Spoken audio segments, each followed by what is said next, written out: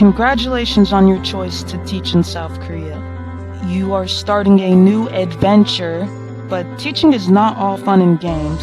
You have to be on the right visa, because teaching on the wrong visa is illegal. Recruiters and schools might encourage you to work on a tourist visa, but you are taking a massive risk for little reason. And teachers end up in jail.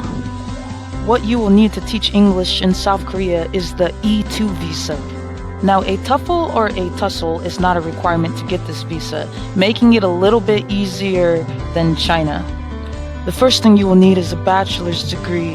This is a requirement no matter what country you are from. The good news is it can be a bachelor's degree in anything as long as it's accredited. Because South Korea wants to know your degrees are real, you're gonna have to jump through a few hoops and get them notarized. Now, getting your degree notarized just means someone stamps it that has the license to be a notary. This service can be free, $5, $10, $50, $100. It really depends on what agency you use.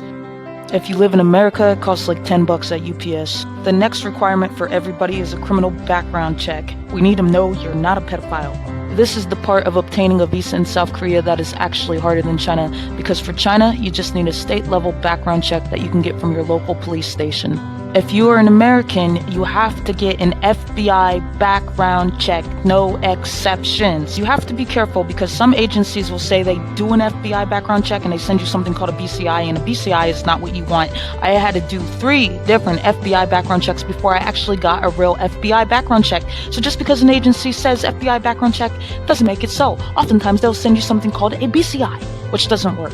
For Americans, your document literally has to say FBI on it or it will not be accepted.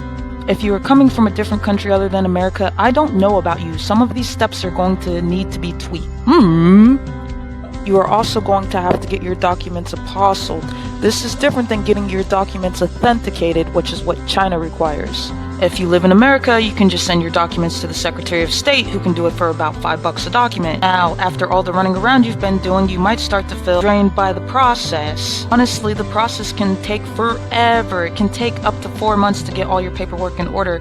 But if you're willing to pay a couple extra $100, you can expedite the process. Once you get all your documents together, you will send them to your school in South Korea. You will want to use FedEx and not UPS because you will want to make sure you can track your package.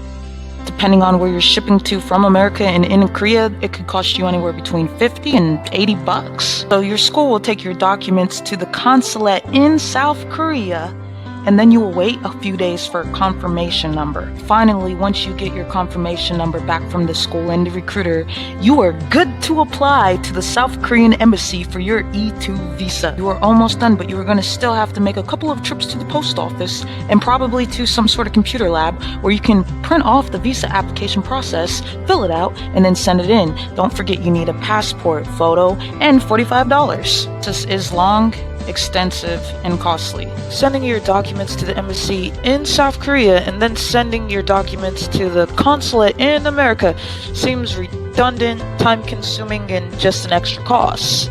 But that's what you have to do. Hey, you made it, so now you get to go to South Korea.